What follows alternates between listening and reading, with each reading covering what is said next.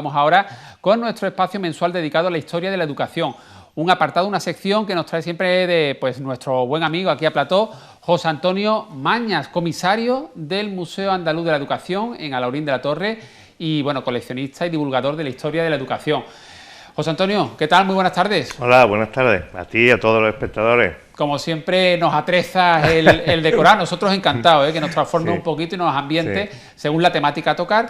Hoy vamos a hablar de fotografía. Sí, al final del programa. Vamos a hablar también de libros específicos que en su época, en su momento, se editaban para las alumnas, para las chicas. Y vamos a hablar de una institución que yo decía al principio del programa, antes de la actuación de Adrián Martín, que es la institución más antigua de Málaga después del ayuntamiento y además puede presumir de tener la biblioteca más antigua de la provincia de Málaga. La institución a la que nos referimos es la Sociedad Económica de Amigos del País de Málaga, que está en la Plaza de la Constitución, y tenemos aquí con nosotros a su presidenta, José María Ruiz Povedano. José María, buenas tardes. Hola, buenas tardes, Diego.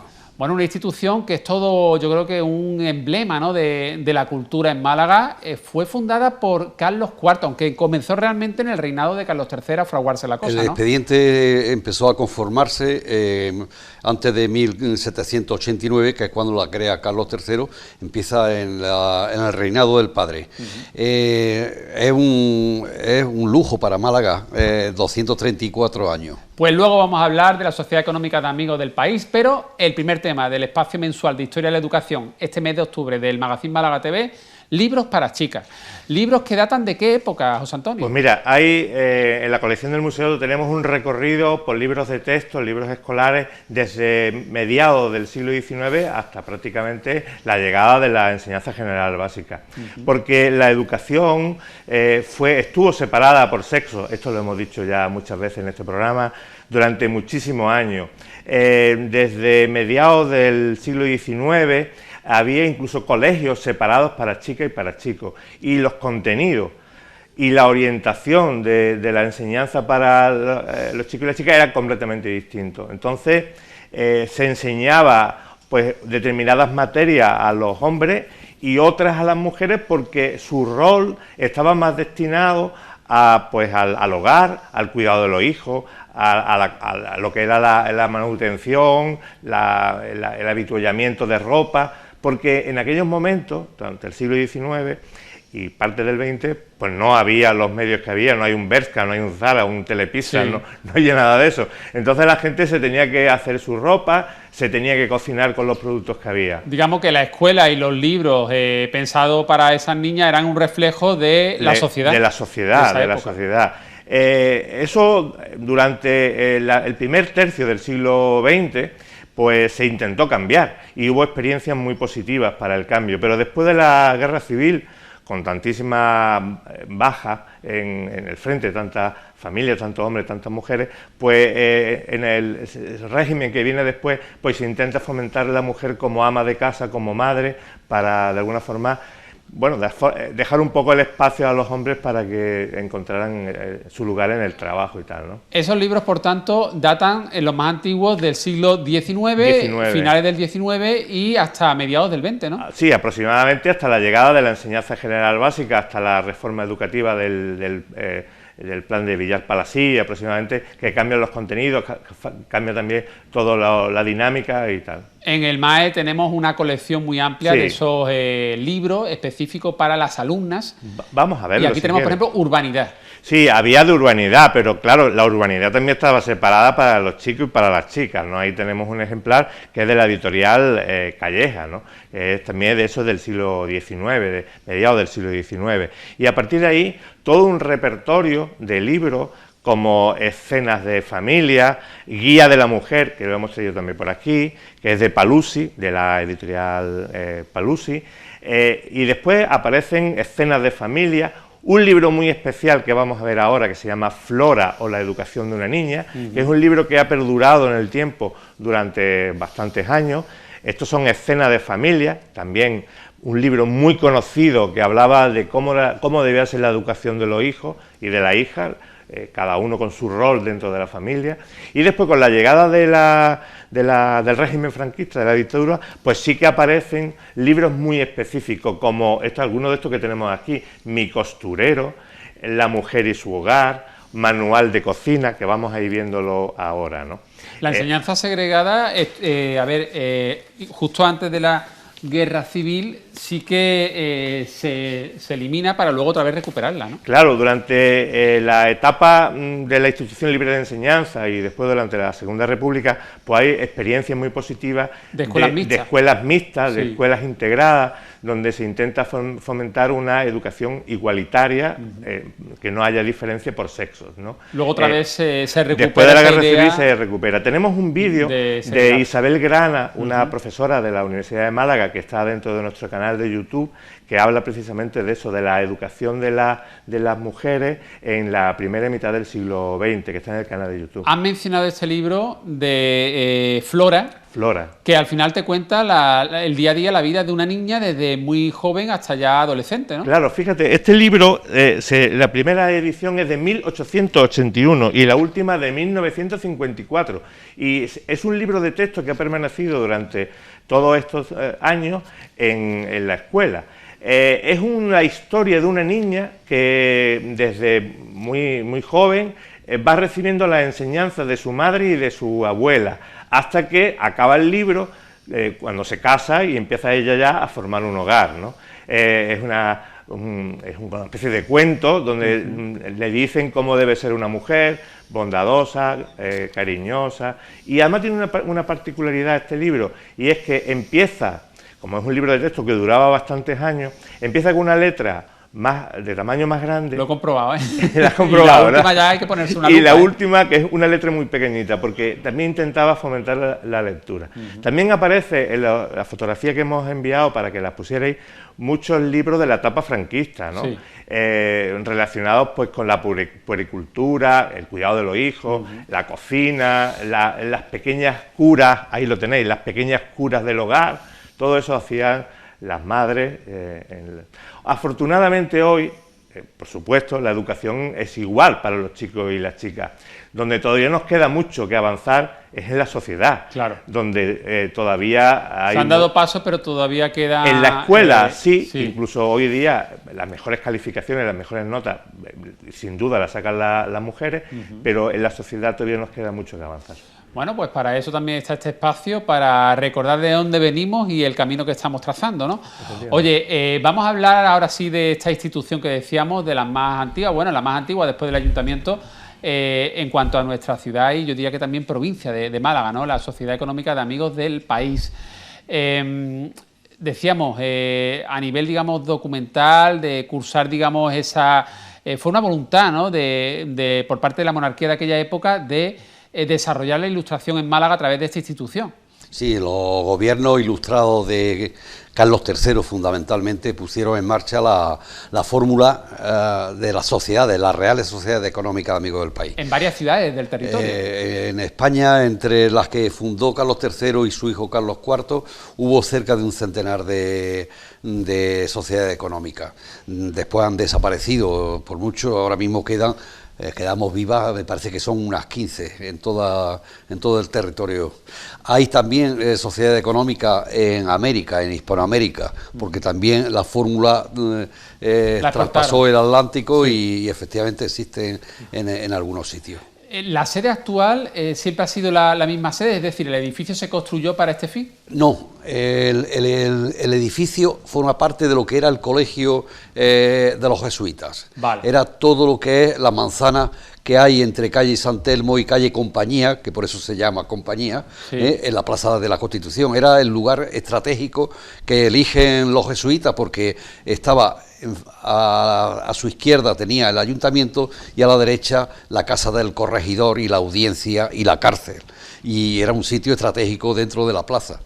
Y allí, cuando se expulsan los jesuitas, ese edificio va a dedicarse a escuelas de latinidad, retórica y primeras letras, y también se dedica a lo que va a ser después la escuela náutica, la escuela de aprender el arte de la navegación. Y la parte que ocupa actualmente, y se llama por eso el consulado, empezó siendo la sede y la oficina primero del Montepío de cosecheros y después del consulado del mar y de tierra, que también se crean por parte de Carlos III. Conviven, cohabitan los dos, y después la sociedad económica, que había recibido parte de un espacio en San Telmo, que es como se llama todo lo que es lo del colegio, empezó a hacer su biblioteca, el trabajo de la biblioteca. Y cuando estaba a media, se quedó libre la sala que ahora mismo ocupa la biblioteca, se quedó libre en torno, estamos hablando, a 1850, y fue cuando ya efectivamente de San Telmo nos pasamos a la actual Casa del Consulado, en la segunda, vamos, en la primera planta, que es donde está la biblioteca. Y hasta la fecha de hoy, hasta la fecha de hoy. Y seguimos, efectivamente. Sigue siendo pues una institución cultural referente donde se hacen, por ejemplo, ahora mismo tenéis una exposición de Picasso, que me decía fuera de cámara, nos decía, ¿verdad, José Antonio?, que José María decía que era una exposición fallida del año 1936. Viene, vamos, los amigos de las artes nuevas en Barcelona, la MIC, y en Madrid los mismos, empiezan con el círculo íntimo de Picasso a organizar una exposición, porque quieren traer por vez primera a Picasso, que se conozca la obra del maestro. Son 25 cuadros que elige el propio maestro y vienen, es un circuito. El circuito era Barcelona, era Bilbao, Madrid, y terminaba de Madrid a Málaga. Y en Málaga falló. Se sabe cuál era la exposición, es la misma, están los catálogos ya, son los mismos. Nosotros ya incluso habíamos encargado un número de catálogos, pero bueno, no pudo celebrarse. ¿Qué es lo que hemos hecho ahora mismo dentro del homenaje del 50 aniversario de Picasso, de la muerte de Picasso? Pues lo que hemos hecho es recordar, homenajearlo, recordando. La mejor forma, eso de recordar, es pasar 2 veces por el corazón. Sí. En el 36 no pudo ser, y ahora hemos tratado de pasarla de nuevo, pero haciendo una exposición documental de archivo, con toda la documentación que movió aquel intento que fue fallido. Y desde luego también con una interpretación artística, plástica, del pintor malagueño Fernando de la Rosa, preciosa, sobre lo que es fotografía y sobre lo que es un poco... Fernando de la Rosa es, aparte de creador y pintor, su tesis doctoral es sobre Picasso, y los colores en Picasso y en la vanguardia, y es un magnífico conocedor, y es una magnífica exposición. ¿Hasta qué fecha está? Está hasta el día 16 de noviembre. José Antonio, lo que también queremos es que, ya que tenemos aquí a José María Ruiz Povedano, que nos hable de esa biblioteca, ¿no?, de esa joya que tenemos en Málaga, y que es muy desconocida. Es muy desconocida, y yo invito a que se conozca. José María nos las va a explicar un poco, su antecedente y sobre todo una publicación que se hizo hace unos años, y que él tiene aquí un ejemplar que pone en valor todo el contenido que hay. Sí, la idea es, cuando sacamos la exposición, es que estamos poniendo de largo nuestro patrimonio. No nuestro patrimonio, es el patrimonio de todos los malagueños. Nosotros por eso mismo decimos patrimonio bibliográfico malagueño. La Biblioteca de la Económica, una herencia compartida. Nuestra biblioteca está ahora mismo con la... Vamos a mostrarlo ahí que se vea bien. Con la Biblioteca Digital de la Junta de Andalucía y con la Biblioteca Digital, virtual, de la Diputación Provincial. Y estamos trabajando, empezamos con Mariquilla hace ya tiempo, la pobre... desgraciadamente no está con nosotros. Empezamos trabajando digitalizando obras. Mariquilla, que era una enamorada de nuestra biblioteca, la conocía, sabe que allí están de los libros más antiguos, arrancan de 1515, y tenemos pues lo que es el fondo antiguo, cerca de 2500 volúmenes, anteriores a 1800, eso es fondo antiguo, y el resto es fondo nuevo, folletos y publicaciones periódicas. El conservar esos libros, el mobiliario original y esos libros, eso de luego es para aplaudir y para, hombre, yo considero que es algo muy loable, ¿no? Es como entrar en un túnel del tiempo. Efectivamente, que no se haya perdido, es lo que decimos, es una joya y que además es para el disfrute y el desarrollo.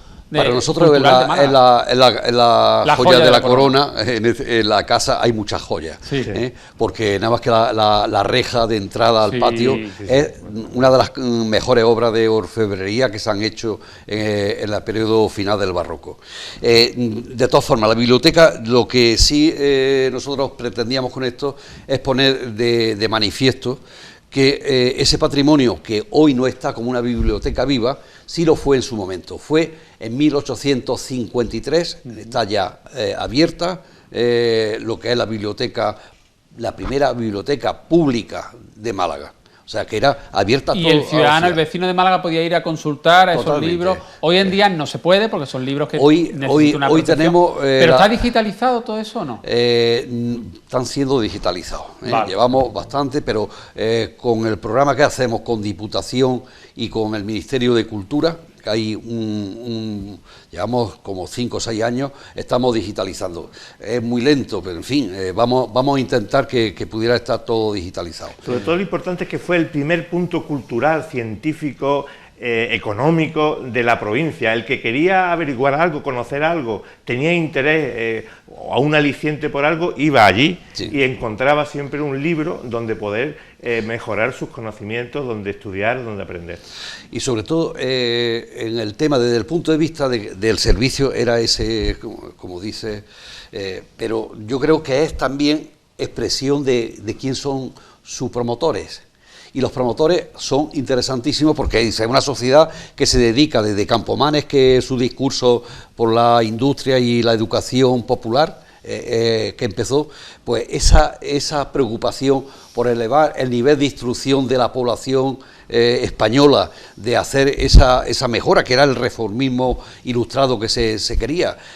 Bueno, pues una de las cosas ya en el 19, desde el 18, estamos con de tener la librería, está en nuestro estatuto, tenemos un hueco después, a principios del 19, en San Agustín, y creamos un gabinete de lectura. Era el momento de una sociedad literaria que se dedica y fomenta la lectura. Pero no era suficiente. Y hay que reconocer, y lo voy a hacer muy breve, que los amigos del país, sobre todo esa burguesía malagueña, que giran en torno a Jorge Loring, al marqués de Casa Loring, que fue bibliotecario, fue el primer bibliotecario que hace las bases de la biblioteca y que hace también el primer inventario manuscrito de puño y letra suyo. Y Jorge Loring, pues lo que pretendía como la burguesía era que su pueblo, que su gente, elevara el nivel cultural. Había en ese entonces, me imagino, que un nivel de analfabetismo muy importantísimo, muy alto. Pero está también alto lo que es esa preocupación filantrópica, altruista, de mejorar. Hay una definición muy buena de un señor que era el secretario de la Sociedad Económica, José Carvajal Higüé,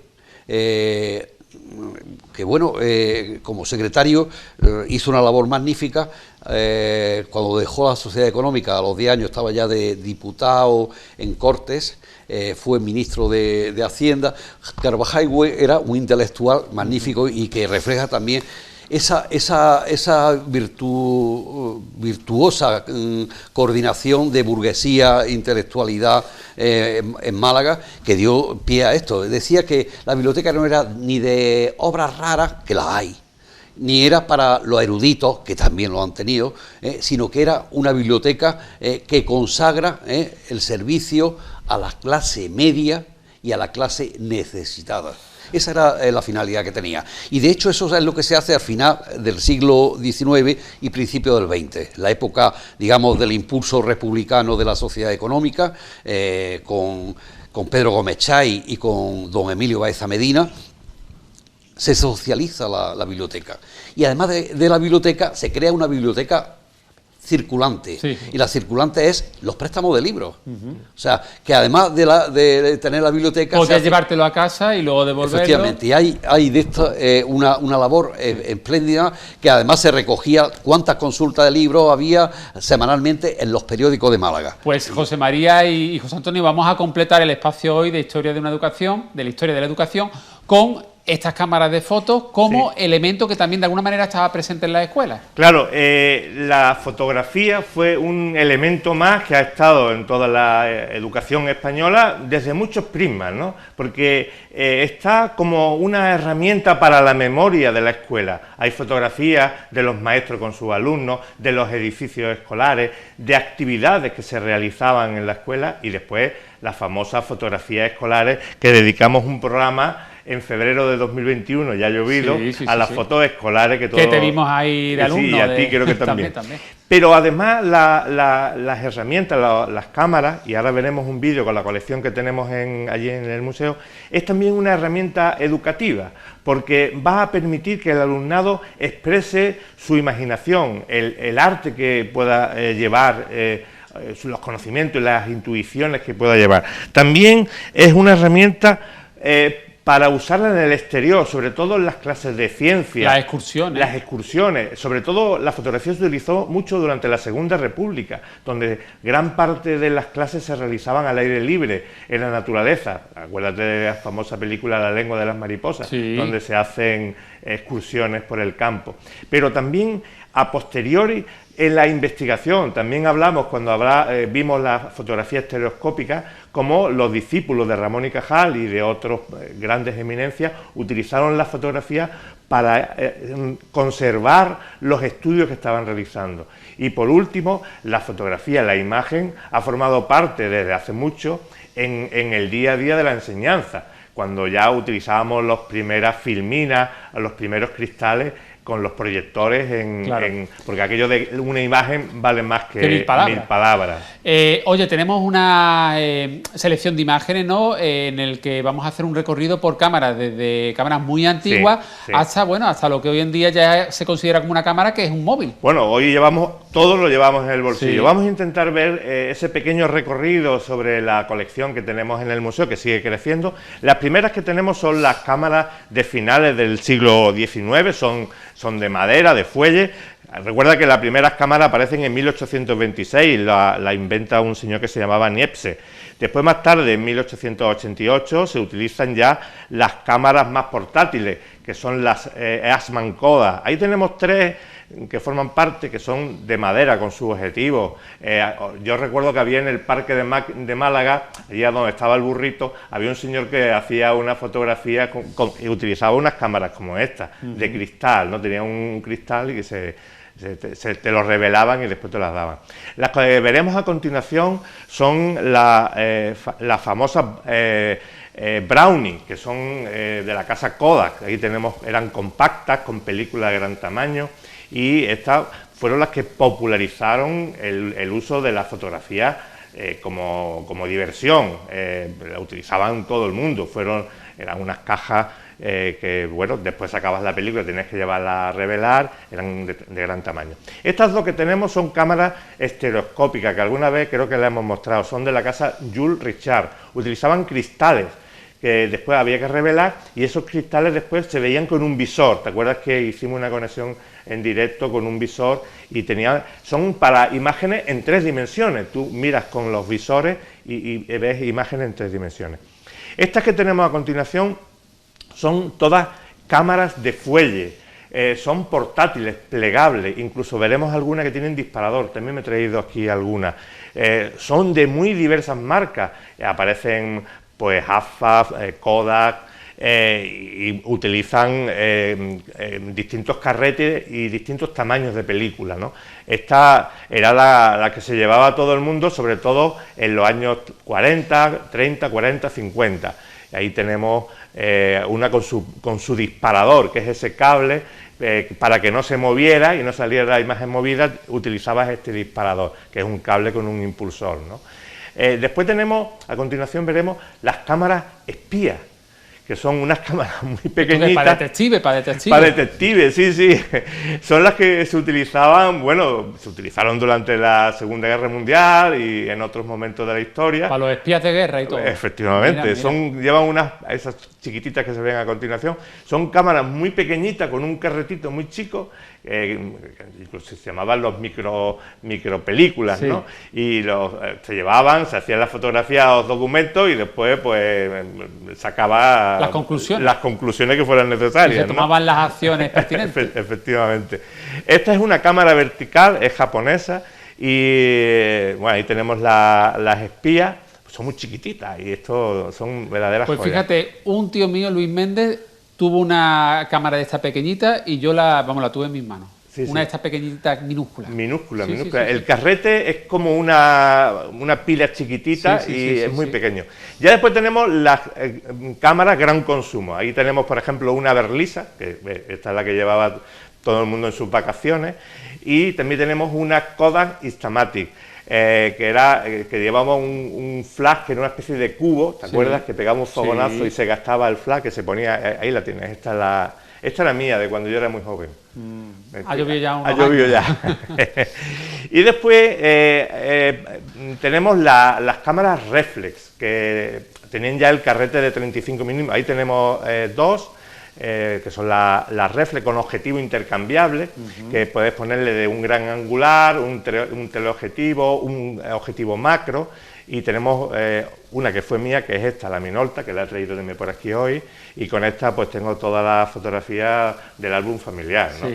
Durante muchos años. Y después ya pasamos a las cámaras electrónicas, que ya lo que llevan dentro, siguen teniendo un carrete de 35, pero ya son electrónicas, llevan flash incorporado, y llevan un objetivo que es autofocus, que ya no necesita... Ya te enfocaba automáticamente. Y ya por fin son digitales. Ya estas son las digitales, las cámaras que ya hoy en día se ven antiguas. Ya se ven antiguas. Estas son las que llevaban las tarjetas SD y que empiezan con a lo mejor 5 megapíxeles, imagínate, esta es una Camedia de 5 megapíxeles y hoy ya esto suena a chiste, ¿no? Y tenemos distintas marcas, ahí tenés Olympus, tenés Canon, esta era pues muy conocida, la azul es un regalo de primera comunión de mi hija, y todo lo he donado ya al museo, ¿no? Por último tenemos las cámaras desechables, que esto ya, bueno, sales de viaje, te quedas a lo mejor que si no tienes el móvil, compras una de estas desechables. Y te hace el apaño. Hace el apaño y después. Y por último, los móviles. Y los móviles. Bueno, pues intenso y extenso el recorrido que hemos hecho a esa historia de la fotografía, también vinculada de alguna manera a las escuelas, ¿no? Oye, José Antonio Maña, nos vemos ya en noviembre, muchas gracias. Bien, pues siempre encantado. Aprendemos y disfrutamos de estos momentos televisivos contigo. Intentamos hacerlo divertido. Muchas gracias también a José María Ruiz Povedano, presidente de la Sociedad Económica de Amigos del País. Un placer el haberte tenido estos minutitos con nosotros. Gracias, Diego. Muchas gracias.